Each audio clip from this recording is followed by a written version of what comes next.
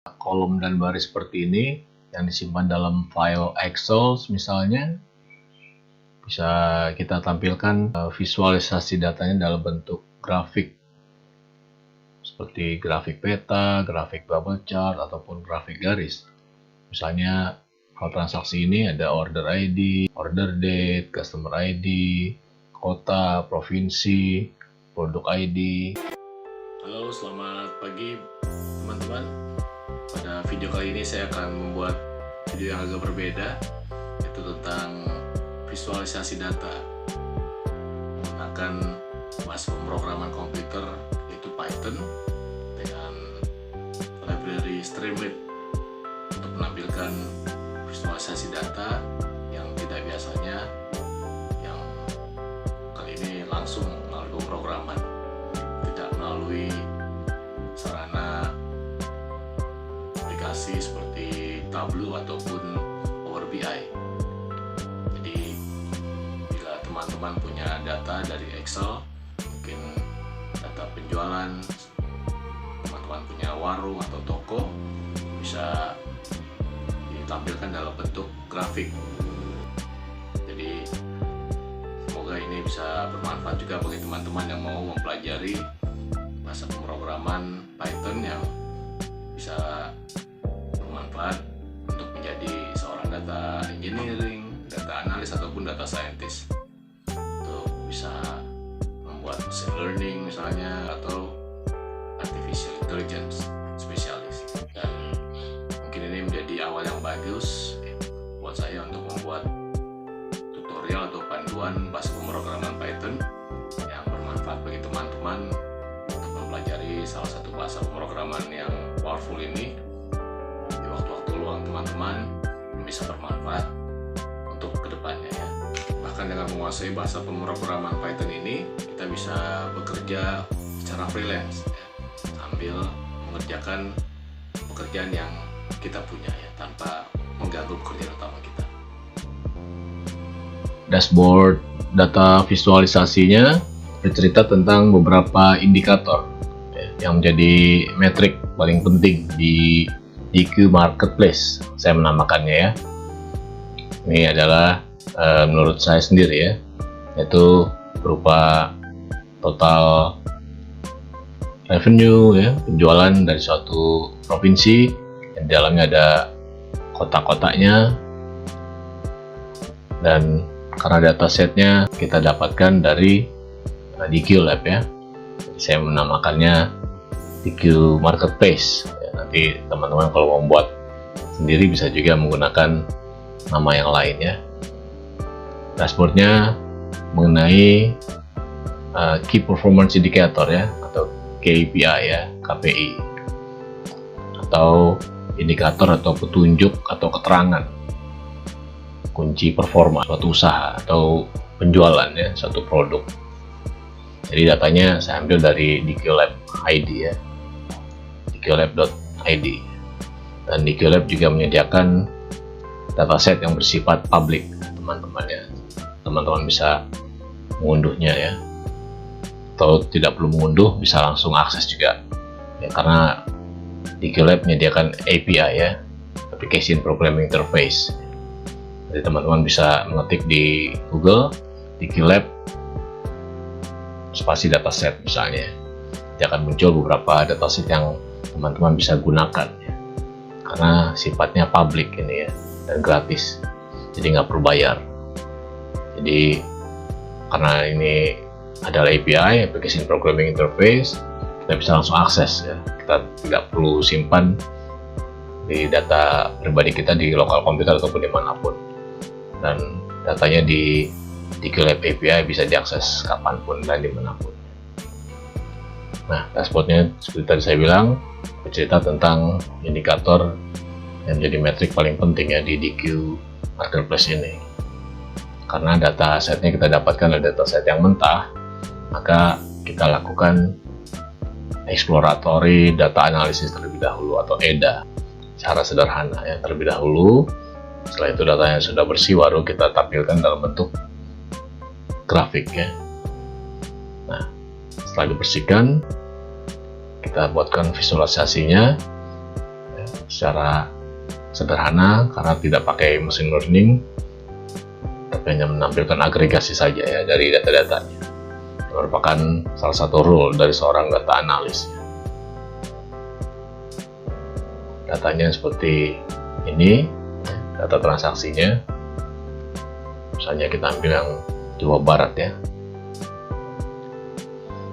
Jadi kita buat judulnya, terangan di sini kita membuat apa ya dari data tersebut. Lalu kita tampilkan grafiknya. Seperti ini datanya. Kita beri keterangan ya dari kolom baris itu, kolom order ID berisi tentang apa ya. Sini buat keterangannya. Order ID adalah ID order atau transaksi, dan satu transaksi bisa terdiri dari beberapa produk, tapi hanya dilakukan oleh satu customer saja. Kalau order D, tanggal terjadi transaksi, customer ID adalah ID dari pembeli, dan bisa jadi dalam satu hari satu customer bisa melakukan transaksi beberapa kali. Dan city adalah kota terjadi transaksi ya pada toko, provinsinya di mana, produk ID itu ID produk yang dibeli ya, dan seterusnya. Jadi ada 3 metrik atau key performance index ya, yaitu total revenue, new customer growth, dan best seller product. Dan datanya bisa di breakdown per bulan. Misalnya di sini dari Juli sampai Desember saja.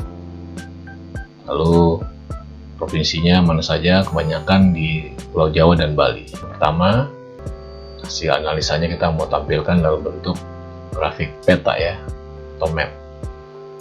Itu total revenue bulan Juli 2019 per kota pada provinsi Jawa Barat misalnya. Tadi kalau kita mau rubah ininya bulan Agustus, nanti petanya dinamis berubah ya. Nah, ini Agustus. Kalau di sini kita mau rubah jadi DKI Jakarta misalnya, atau kita tambah jadi DKI Jakarta, petanya juga berubah ya. Jakarta masuk di sini, dan Bandung Jawa Barat ya. Dan kita eliminasi yang Jawa Barat, petanya pun berubah lagi. Jadi petanya Jakarta saja, ada 5 kota di sini. Ini petanya menggunakan library GeoPandas ya dari Python. Ditampilkan juga gradingnya ya dari 1 atau 0, 2, 3 sampai ke 10 pangkat 8 ya. Jadi 100 juta ya.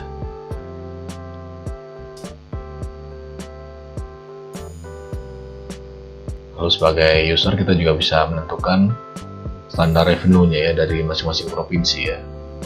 Kita bisa naikkan misalnya seperti ini, di gambarnya dan teksnya pun berubah dinamis ya.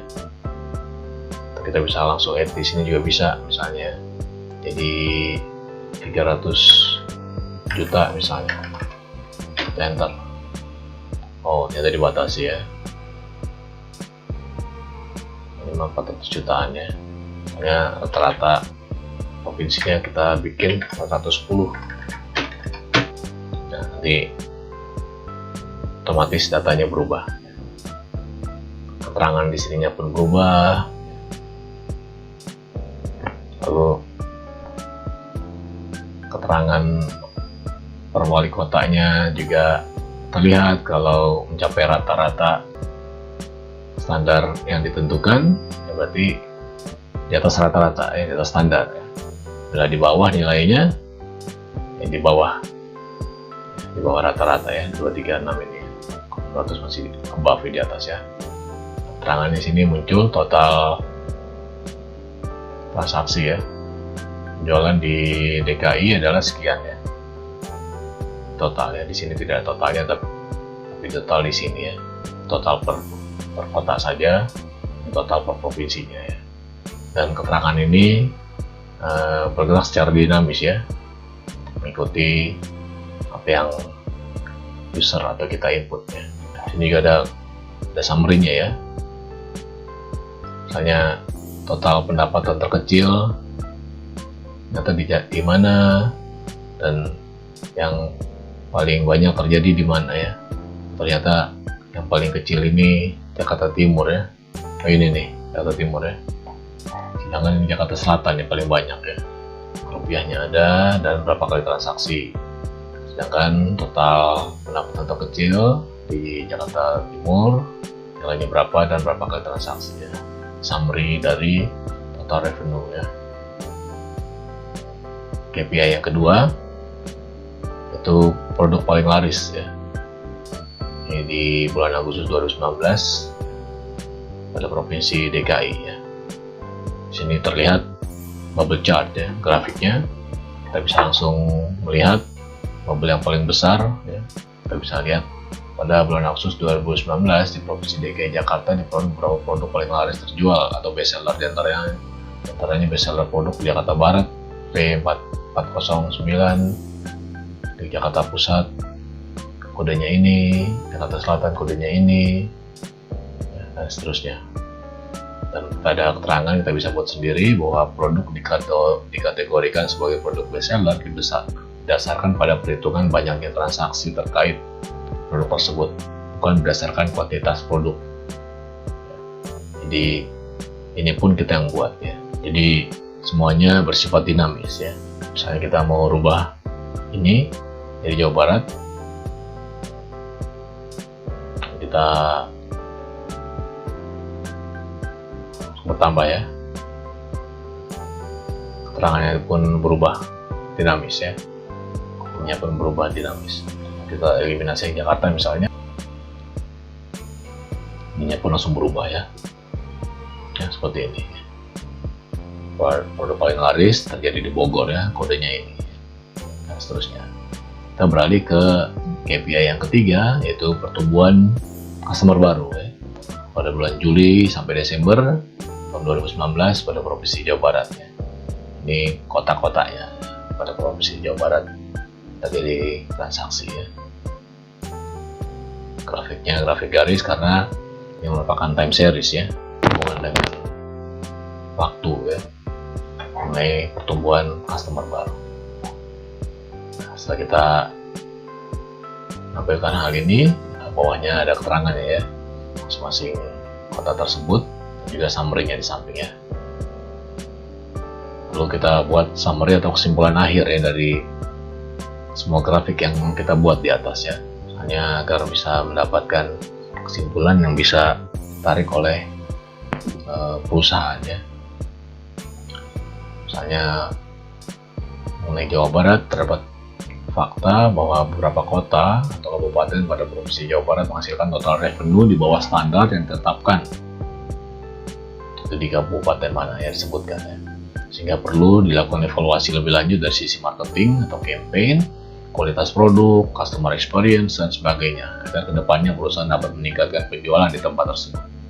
Dapat juga memberikan tawaran yang menarik dan promosi pada beberapa produk yang best seller, seperti di Bandung ya, kodenya ini ya, ataupun di Bekasi kodenya ini ya, karena produk yang disebutkan merupakan produk yang paling diminati di masing-masing kota kabupaten tersebut. Saran atau ide untuk meningkatkan penjualan ya ke depannya. Juga mengenai pertumbuhan new customer ya, di sini diberikan kesimpulannya agar bisa menjadi bahan pertimbangan bagi perusahaan untuk meningkatkan atau menggait customer baru. Ini beberapa saran yang bisa kita berikan ya di summary, kesimpulan akhir, supaya produk yang kita produksi atau jual bisa ditingkatkan ya, juga bakal laku di pasaran ya, dan juga bisa meningkatkan jumlah customer baru ya. Jadi ini kurang lebih visualisasi data menggunakan library Python yaitu Streamlit ya. Dan semoga bermanfaat videonya. Kapan-kapan kita tayangkan library yang lain menggunakan bahasa pemrograman Python. Contohnya kita mau rubah nama usaha kita ya, sesuai dengan usaha kita. Misalnya ya, di Q Marketplace jadi BM Marketplace misalnya ya, kita bisa edit programnya, lalu kita bisa jalankan lagi ya. Misalnya ini codingnya ya, nanti kapan-kapan kita bahas cara membuat tampilan seperti itu ya melalui program Python ya, menggunakan library Streamlit ini ya. Misalkan tadi mau merubah yang jadi BM ya, BM Marketplace, program kita rubah ya. Di sini juga jadi BM Marketplace. Saya menggunakan editor Spider ya untuk pemrograman Python ini, sekaligus ada interpreter yang sini ya. Kita save programnya, lalu di dashboardnya kita langsung refresh saja.